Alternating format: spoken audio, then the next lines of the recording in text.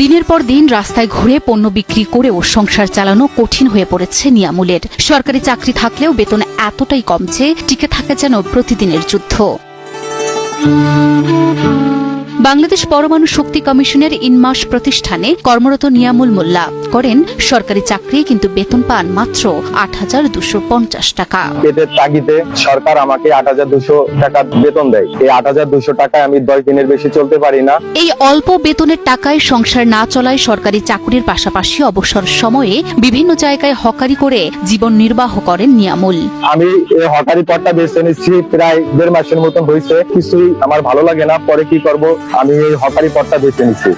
এই হকারি টাকা আমি দুপুর ৩টা থেকে শুরু করে রাত ১১টা পর্যন্ত আমি হকারি করি। এই হকারি করে আমার যতটুকু ইনকাম হয় আমি সেই টাকা দিয়ে বাসার জন্য বাজার করে নিয়ে আসি, আর বাদ বাকি কিছু টাকা যদি থাকে সেটা আমি আমার মাকে পাঠাই। ২০২০ সালে বাংলাদেশ পরমাণু শক্তি কমিশনে ২০তম গ্রেডে নিয়োগ পান নিয়ামুল। চাকরির বেতনের টাকায় সংসার চলে মাত্র ১০ থেকে ১৫ দিন। বাকি দিনগুলোতে বাঁচতে হলে তাকে নামতে হয় রাস্তায়। সরকারি চাকরি করেও তাই তাকে হকার পরিচয়ে পরিচিত হতে হয় মানুষের মাঝে। বাকি ২০ দিন আমি পরিবার নিয়ে খুবই অভাবের ভিতরে থাকি। যেন আমার বৃদ্ধ মা, আমার বাবা নেই, আমার একটা ভাই নেই, যেটা আমার বাড়ির ১০০% জমি নেই, যে সেটা বিক্রি করে আমি আমার পরিবার নিয়ে খাবো। এদিকে ঘরে রয়েছেন সন্তান সম্ভবা অসুস্থ স্ত্রী। অল্প আয়ের এই পরিবারে তার চিকিৎসা সহ দৈনন্দিন খরচ চালাতেই হিমশিম নিয়ামুল। তাই কখনো লন্ড্রির দোকানে, কখনো ফুটপাতে হাঁটতে হাঁটতে বিক্রি করেন তিলের মটকা, নাড়ু, সন্দেশ সহ বিভিন্ন খাবার। আমি ২ বছর আমার মাকে টাকা দিতে পারি না। আমার মা পিঠা বিক্রি করে, আমার মা বাইরে কাজ করে, আমার বোনের বাসায় যাই, আমার বাসা আসে না। আমি খুবই অর্থ কষ্টের ভিতরে থাকি। কোনো কুল কিনারা না পেয়ে পরে ডিসিশন নিয়েছি যে না, আমি হকারি করব। তারপরে আমি হকারি করার পর বেছে নিচ্ছি আমি রাস্তায়, তারপরে দোকানে, বাস স্ট্যান্ডে, হাট বাজারে আমি তিলের মোয়া, কাঁচাগোল্লা, নাড়ু, বাদাম এগুলা বিক্রি করি। আর এইটা দিয়ে যা ইনকাম হয় আমি আমার পরিবার নিয়ে খাই। আরএফএল এসডব্লিউআর পাইপি মাপে যা বলে তাই দেয়। RFL SWR pipe and fittings. এদিকে নিয়ামুলের বাবা না থাকায় বৃদ্ধ মা ও বোনদের জন্য অল্প বয়সে ধরতে হয়েছে সংসারের হাল। বাড়িতে রয়েছে ৭ বোন। অভাবের তাড়নায় বৃদ্ধ মাকে যেতে হয়েছে বড় মেয়ের বাড়িতে। সেখানেই তিনি করছেন অন্যের বাড়িতে কাজ, আর যা আয় হয় তার কিছু অংশই পাঠিয়ে দেন ছোট ছেলে নিয়ামুলকে। আমার বৃদ্ধ একজন মা আছে, আমার বাবা নেই, আমার 7টা বোন, তাদের সবার দায় দায়িত্ব আমার। আমার স্ত্রী একজন, সে অসুস্থ।